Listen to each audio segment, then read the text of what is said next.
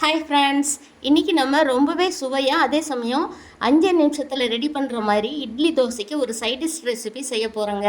இது பிகினர்ஸ் கூட ஈஸியாக செய்யலாங்க. இப்போ எப்படி செய்கிறதுன்னு பார்க்கலாம் வாங்க. 2 ஸ்பூன் எண்ணெய் விட்டுக்கலாம். எண்ணெய் நல்லா காய்ஞ்சிருச்சு. 1 ஸ்பூன் கடலைப்பருப்பு, 1 ஸ்பூன் உளுத்தம்பருப்பு, 2 வரமிளகாய். இந்த பருப்பு நல்லா செவக்கிற அளவுக்கு வறுத்துக்கலாம். பருப்பு நல்லா கலர் மாறி வருது பாருங்க. இந்த சமயத்துக்கு 4 பல் பூண்டு சேர்த்துக்கலாம்.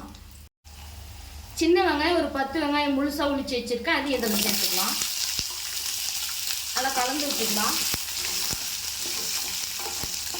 இந்த வெங்காயம் பூண்டெல்லாம் பாதி வதங்கினா போதும், நல்லா வேகணுங்கிறது வேண்டாம்.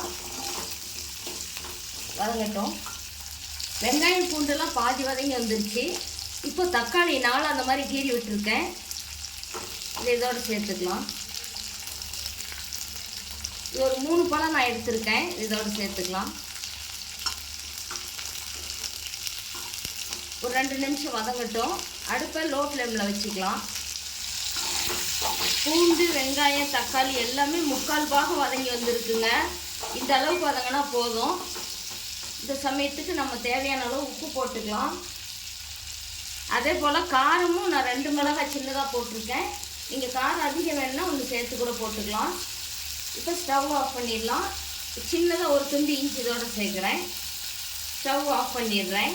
இது நல்லா ஆறுனொட்டி நம்ம மிக்ஸி ஜாரில் சேர்த்து அரைச்சிக்கலாம். நல்லா ஆறிடுச்சிங்க. இப்போ மிக்ஸி ஜாரில் சேர்த்து அரைச்சிக்கலாம்.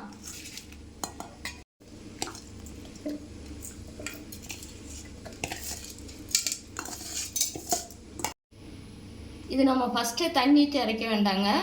இதை கொஞ்சம் அரைச்சிட்டு திரும்ப தண்ணி தேவைப்பட்டால் கொஞ்சம் ஊற்றிக்கலாம். ஏன்னா தக்காளி இருக்கிறதுனால அதுவே போதும். அரைச்சி எடுத்துக்கலாம்.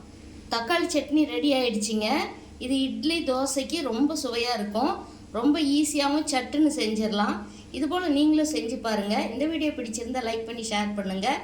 உங்களுடைய கருத்துக்களை கமெண்ட் பாக்ஸில் சொல்லுங்கள். சப்ஸ்கிரைப் பண்ணுங்கள். தேங்க்யூ.